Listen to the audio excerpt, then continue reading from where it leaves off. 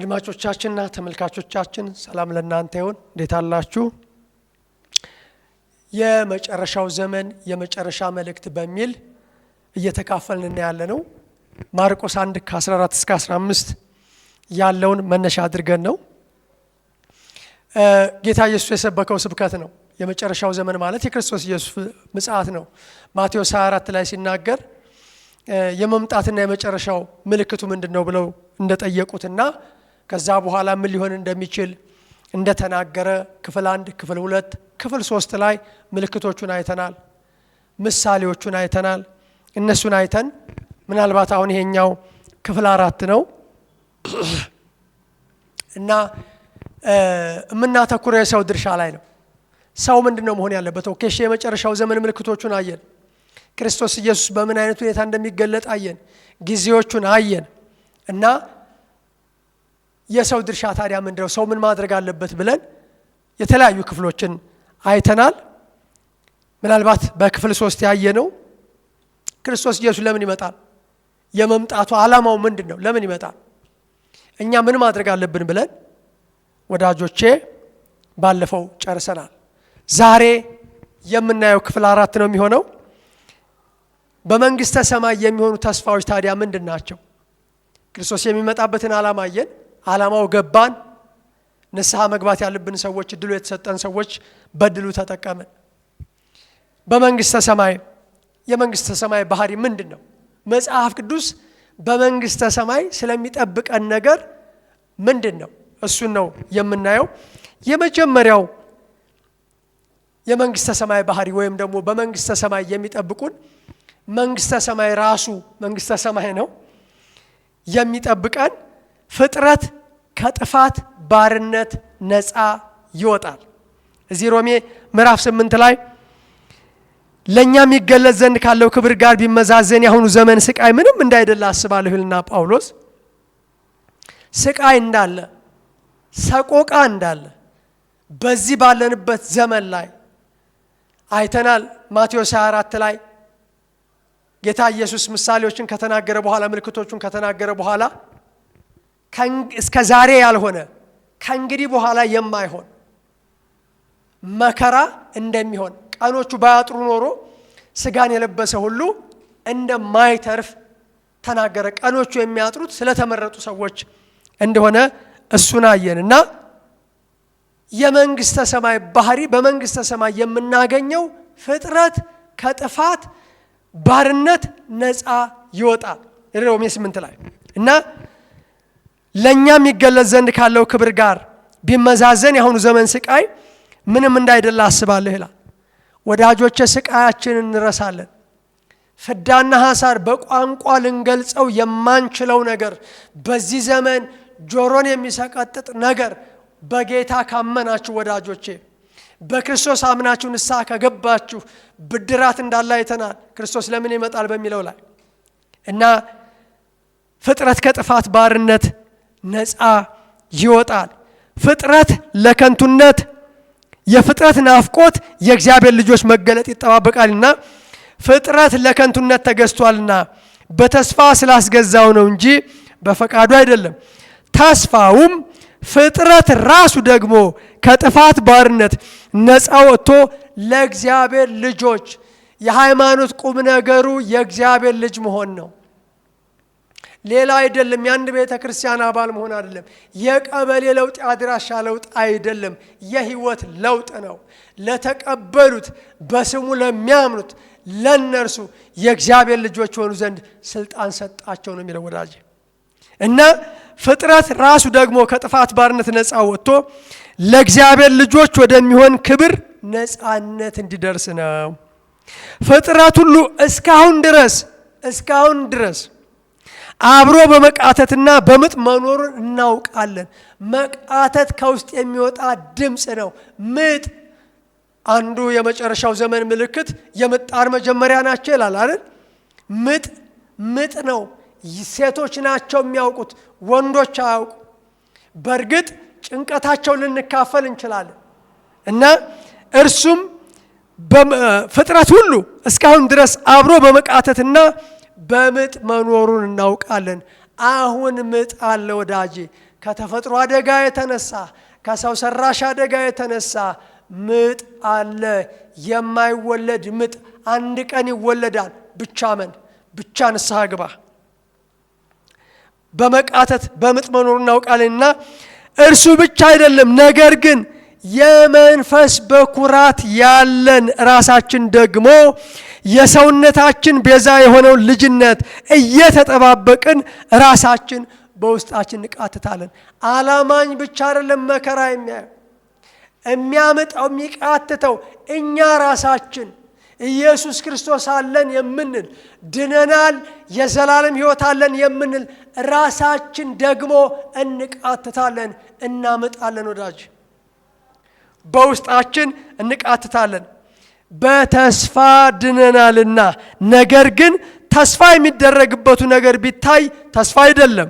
የሚያዩንማ ማን ተስፋ ያደርገዋል? የማናየውን ግን ተስፋ ብናደርገው በግስት እንጠባበቃለን ይላል። ስለዚህ የመጀመሪያው የሚሆነው ምንድነው? ክርስቶስ ኢየሱስ ሲገለጥ ፍጥረት ከጥፋት ባርነት ነፃ ይወጣል፣ ከመቃተት ከምጥ ያርፋል፣ እናርፋለን። ሌላኛው ሙሉ ረፍት ይሆናል። ራእይ 13:14 ላይ ከሰማይም ከእንግዲህ በጌታ የሚሞቱ ሙታን ብፁዓን ናቸው። ወዳጆቼ ብፁዕ የሚለው ትርጉሙ በጌታ አምነው ለዳኑ ሰዎች የተሰጠ ስም ነው። ከሰማይ ከእንግዲህ በጌታ የሚሞቱ ሙታን ብፁዓን ናቸው። መንፈስ አዎን ከድካማቸው ያርፉ ዘንድ ስራቸው ይከተላቸዋል አለኝ ይላል። ወዳጆቼ ስለ ስራ ተነጋግረናል። ስራ በጣም አስፈላጊ ነው። የዳነ ሰው ስራ ይጠበቅበታል። ነገር ግን ከሰማይ ከእንግዲህ ነው የሚለው በጌታ የሚሞቱ ሙታን ብፁዓን ናቸው። ሞት አይቀርም። ሞት በተለያየ መንገድ ይመጣል። እያየን ነው የሞትን መንገድ። ሰው ታሞ ሆስፒታል ይሞታል። ሰው በመኪና አደጋ ይሞታል። እግዚአብሔር ሞትን ያስቀርልን። ግን አይቀርም። የማይቀረው ሞት ግን አለመሞት ይቻላል። ምን ማለት ነው? የዘላለም ሕይወት ማለት ነው።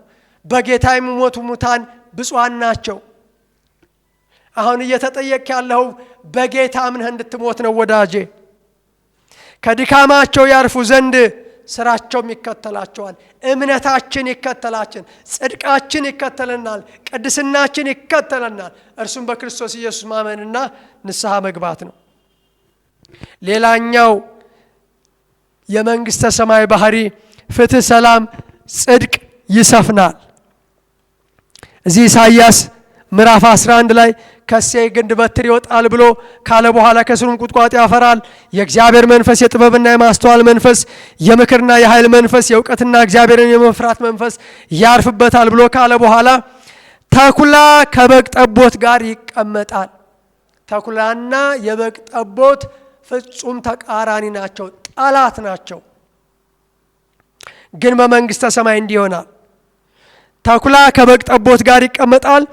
ነብር ከፍየል ጋር፣ ነብርና ፍየል አስቡት፣ ከፍየል ጋር ጠቦት ጋር ይተኛል። አንዱ ሌላውን አይጎዳም። ይሄ የመንግስተ ሰማይ ባህሪ ነው። ይተኛል። ጥጃና የአንበሳ ደቦል ፍሪዳም በአንድነት ያርፋሉ። ታናሽም ልጅ ይመራቸዋል። የማይቻል ነገር ይቻላል። በአጭር ቃል ላምና ድብ አብረው ይሰማራሉ። ግልገሎቻቸውም በአንድነት ያርፋሉ። አንበሳም እንደ በሬ ገለባ ይበላል።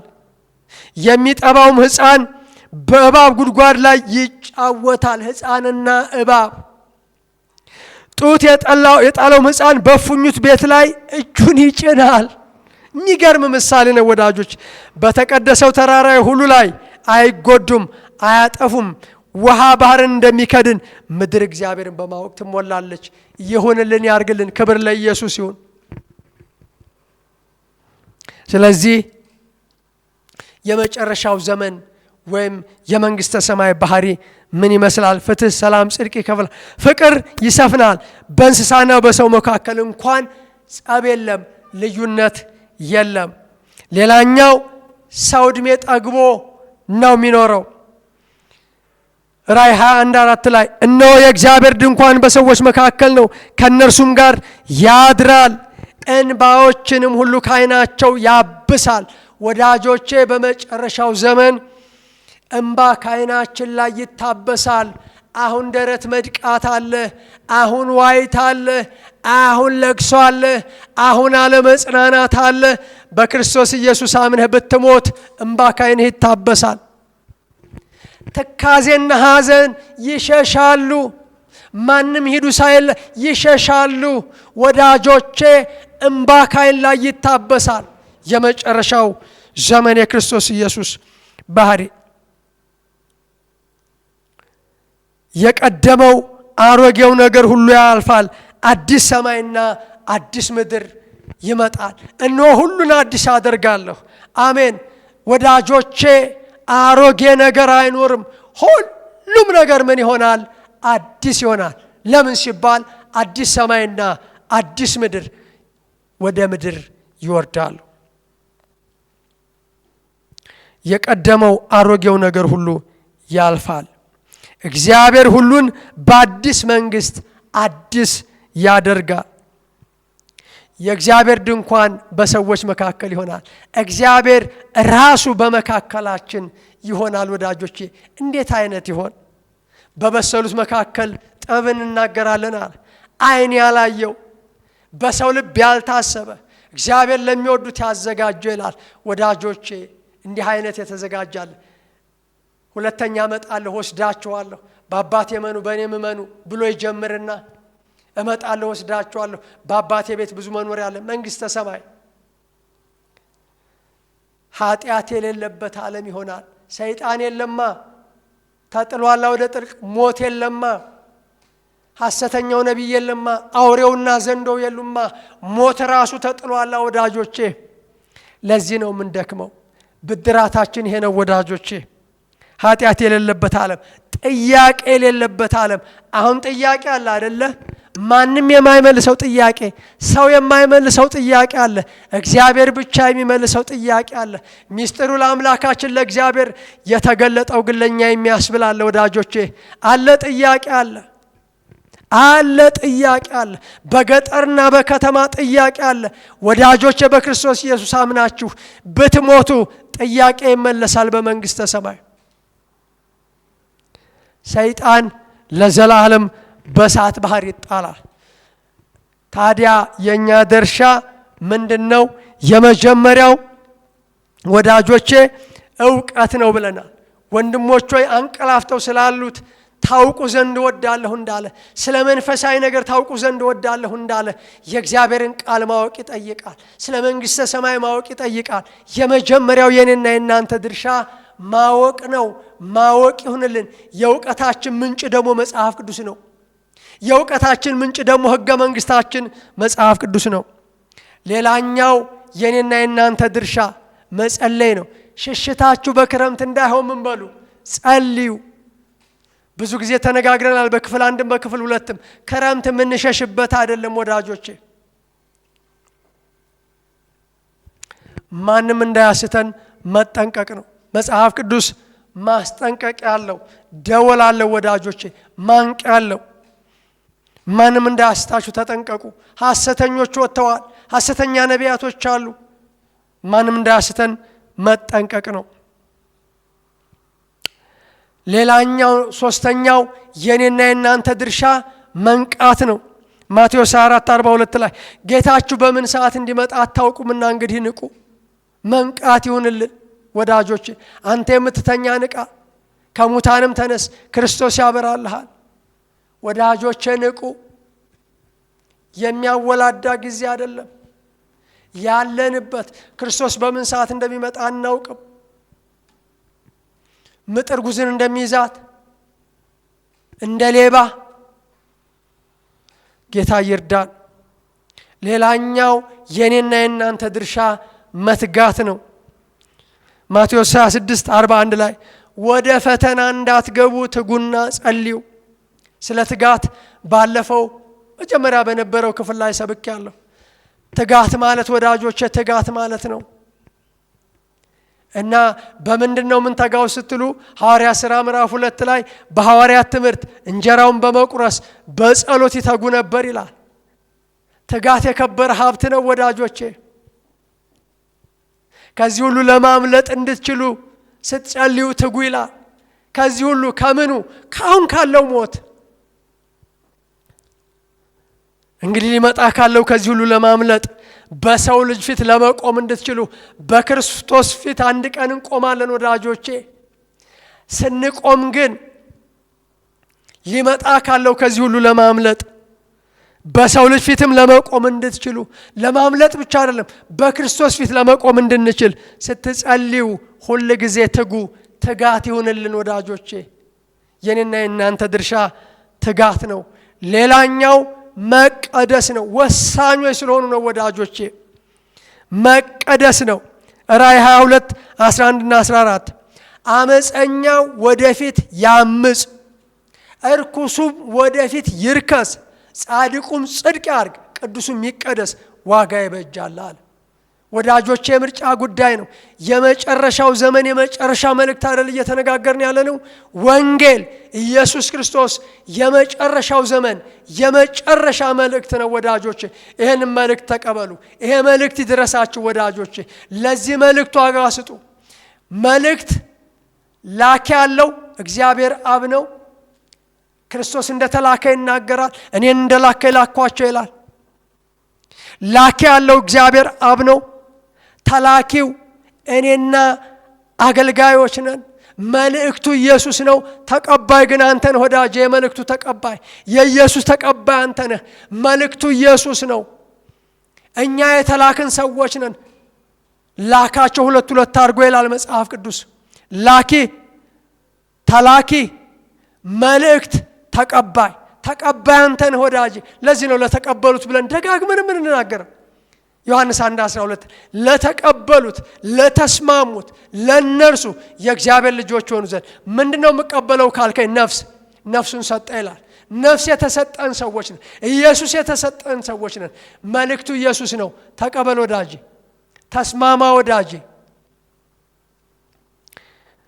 እና መትጋት ነው፣ መቀደስ ነው።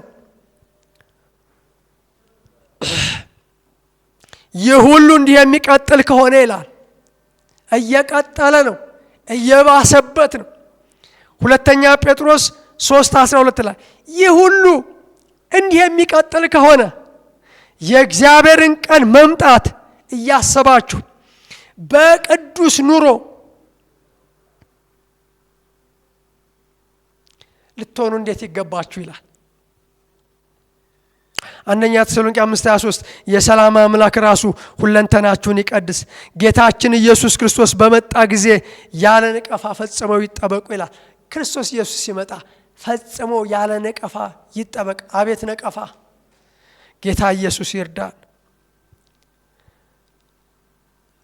ሌላኛው እስከ መጨረሻው መጽናት ነው። ማቴዎስ 24 ላይ እስከ መጨረሻ የሚጸና እርሱ ይድናል፣ ለራሴም ለልጆቼም ለቤተሰቦቼም ለኢትዮጵያ ለአፍሪካ ለዓለም ለ8 ቢሊዮን ሕዝብ አሁን ጸሎቴ ወዳጆቼ እስከ መጨረሻ እንድንጸና ነው።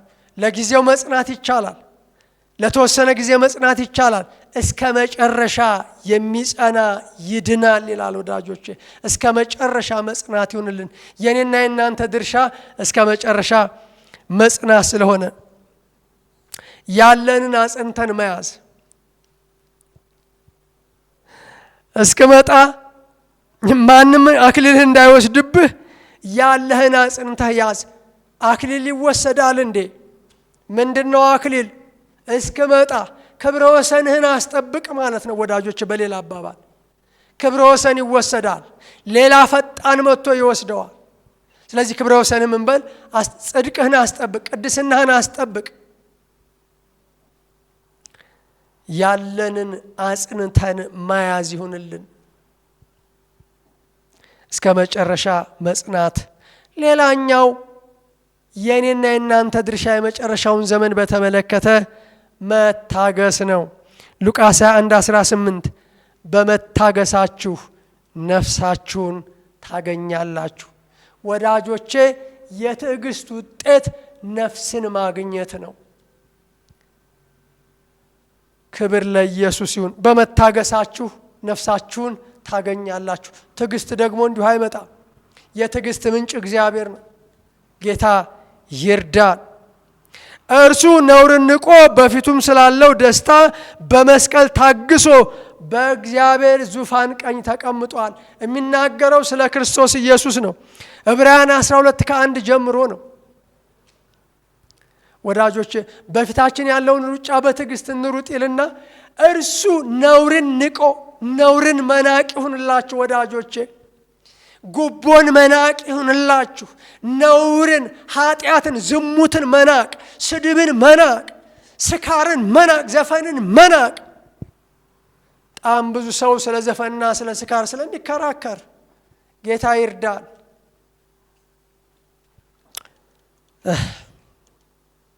እርሱ ነውሩን ንቆ መንፈሳዊ ነገር ከመንፈሳዊ ነገር ጋር አስተያየትን ምንድነው ነውር በመጽሐፍ ቅዱስ ምንድነው እርም? ወዳጆቼ ነውርን ንቆ ኢየሱስ ክርስቶስ ምን እንደናቀ ሁላችንም እናውቃለን። እርሱ ነውርን ንቆ በፊቱ ስላለው ደስታ በመስቀል ታግሶ፣ የኛ ድርሻ መታገስ ነው። መስቀል ጥዝጣዜ አለው። መስቀል ጦር አለው። መስቀል ፍዳ ሐሳር አለው። መስቀል የእሾህ አክሊል አለው። መስቀል ግርፋት አለው። መስቀል ግንድ መሸከም አለው አለው። መታገስ በመስቀል ታድሶ። ሌላው የኔና የናንተ ድርሻ ዘመኑን መዋጀት ነው። ኤፌሶን 5 ላይ እንግዲህ እንደ ጥበበኞች እንጂ ጥበብ እንደሌላቸው እንደሌሎች ብዙ ጊዜ ወዳጆች የምጸልየው ጸሎት ጥበብ ነው። በቤተሰብ በትዳር ጥበብ ያስፈልጋል። በአገልግሎት ጥበብ ያስፈልጋል። በተለያየ መንገድ ጥበብ ያስፈልጋል። ዘመኑን ዋጁ። እንግዲህ እንደ ጥበበኞች እንጂ ጥበብ እንደሌላቸው እንዴት እንደምትመላለሱ በጥንቃቄ ተጠበቁ። ቀኖቹ ክፉዎች ናቸውና ዘመኑን ዋጁ። አቤት ቀኑ ክፉ፣ ሰው ክፉ፣ ሁሉ ነገር ክፉ። ወዳጆች ጌታ ይርዳል። ቀኖቹ ክፉዎች ናቸው መጽሐፍ ቅዱስ ነው የሚናገረው። በሌላ ቦታም ለቀኑ ክፋቱ ይበቃዋል ይላል። ጌታ ኢየሱስ ይርዳል። የኔና የናንተ ድርሻ በክርስቶስ ኢየሱስ ማመንና ከእርሱ ጋር መሆን ነው። ከእርሱ ጋር ያሉ የተጠሩና የተመረጡ የታመኑም ድል ይነሳሉ። ራእይ 17:4 ላይ ስለ መጨረሻው ዘመን አንደኛ ከእርሱ ጋር ያሉ ከኢየሱስ ጋር መሆን ብቻ ነው መፍትሄው ወዳጆቼ። ከእርሱም ጋር ያሉ የተጠሩ ከጨለማ ወደሚደነቅ ብርሃኑ የጠራችሁን የእርሱን በጎነት እንድትነግሩ የተመረጠ ትውልድ፣ የንጉሥ ካህናት፣ ለርስቱ የተለየ ወገን። ቀድሞ ወገን አልነበራችሁ። ሽምደዳ እኮ እንዳይመስልህ።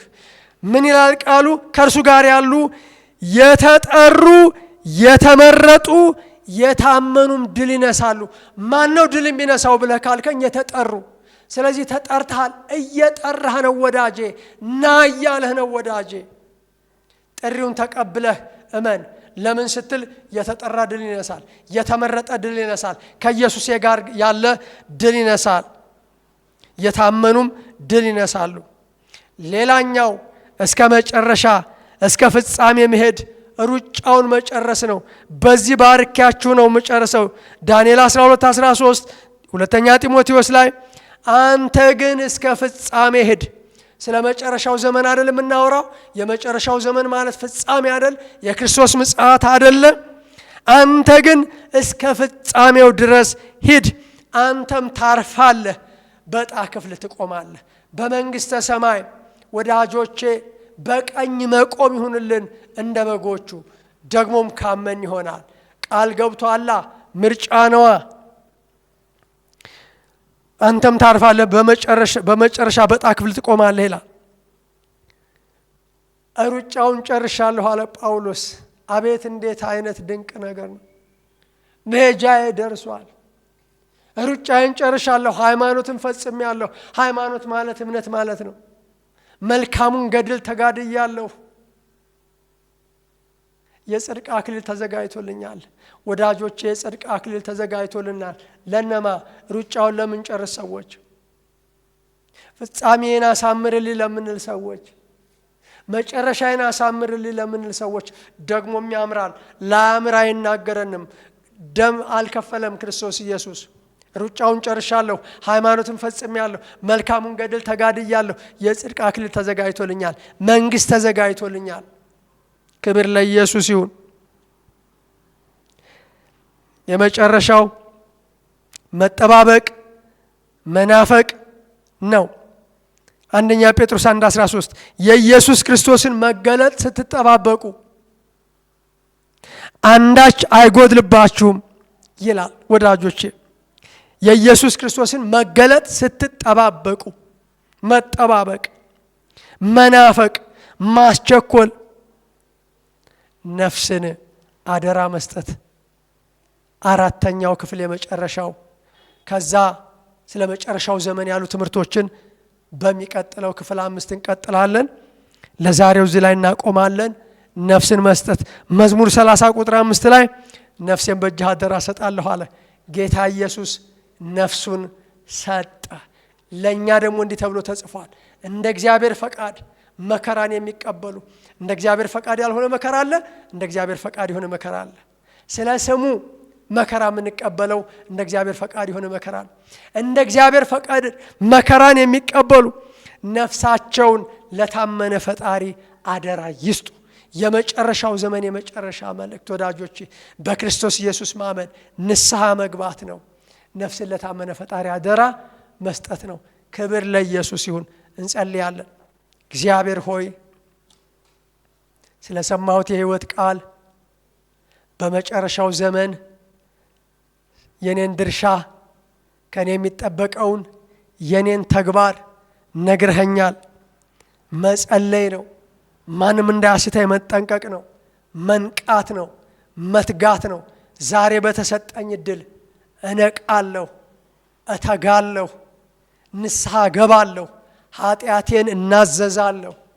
ይቅር በለኝ፣ አስበኝ፣ ለፍርድ ስትመጣ አስበኝ። አመሰግንሃለሁ። በኢየሱስ ክርስቶስ ስም አሜን።